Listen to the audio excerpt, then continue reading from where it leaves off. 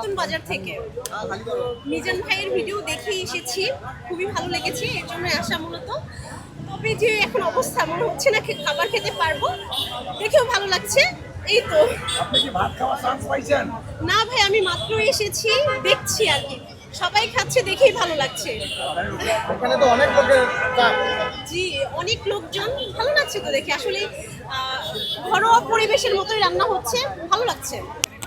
এত লোকের চাপে যদি আপনি খেতে না পারেন, সুযোগ না পান, হ্যাঁ, এটা একটু কষ্ট থাকবে যে যদি খাবারটা খেতে না পারি, তবে ইচ্ছা খেয়ে যাব, দেখি কত দূর খাওয়া যায়। আশা করি কি করা ধৈর্য যায়। ধরলে খেয়ে যেতে পারবেন ইনশাআল্লাহ। হ্যাঁ সেটাই, দেখি চেষ্টা করবো ইনশাল্লাহ। 3টে বাজে ফিরে দেখবে, আপনি 3টে অপেক্ষা করলে খেতে পারবেন।